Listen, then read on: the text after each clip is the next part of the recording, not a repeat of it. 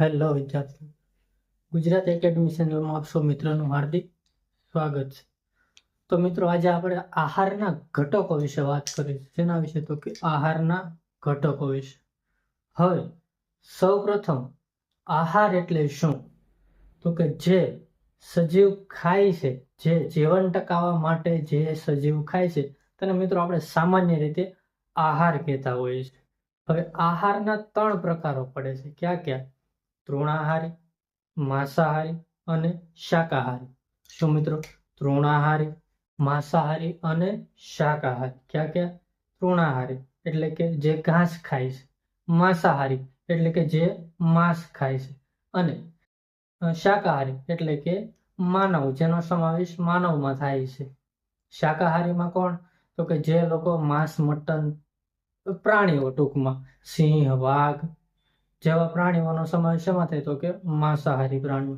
હવે તૃણાહારીમાં ગાય, ભેંસ, બકરી, ઘોડો આ બધાનો સમાવેશ શેમાં થાય છે? તો કે તૃણાહારીમાં થતો હોય છે મિત્રો। હવે આહાર તો આપણે લઈએ છીએ, તેમાં ઘણા બધા ઘટકો આવેલા હોય છે। શું મિત્રો? તો કે ઘણા બધા ઘટકો આવેલા હોય છે। તેમાં કાર્બોદિત, પ્રોટીન, ચરબી, આમ ઘણા બધા ઘટકો જે આપણા શરીરમાં પણ આવેલા હોય છે। તેમાં સૌપ્રથમ આપણે ભણવું છે કાર્બોદિત વિશે। શેના વિશે? તો કે કાર્બોદિત વિશે। હવે કાર્બોદિત એક આહારનો ઘટક છે। કાર્બોદિત એ આહારનો ઘટક છે। આપણા શરીરને સૌથી વધારે જો ઉર્જા આપતો હોય તો કોણ છે? તો કે કાર્બોદિત। કોણ? તો કે કાર્બોદિત। તેમનો બંધારણીય ઘટક શું છે? તો કે ગ્લુકોઝ। શું મિત્રો? ગ્લુકોઝ। એમનું ગ્લુકોઝનું સામાન્ય સૂત્ર C6H12O6। શું છે તેમનું સૂત્ર? C6H12O6। ત્યારબાદ તેમાંથી આપણે કાર્બોદિતમાંથી કેટલી ઉર્જા મળે છે? કાર્બોદિતમાંથી કેટલી ઉર્જા મળે છે? તો કે 4 કિલો કેલેરી પ્રતિ ગ્રામ।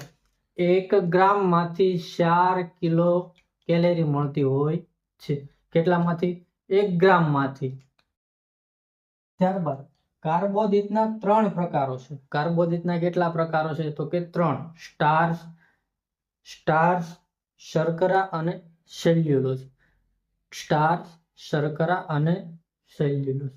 આમ મિત્રો આ છે કાર્બોદિતની વાત। હવે નેક્સ્ટ વિડીયોમાં આપણે વાત કરશું પ્રોટીનની। શેની વાત કરશું? તો કે પ્રોટીનની વાત કરવી છે। તો આવતો એપિસોડ જોતા રહેજો।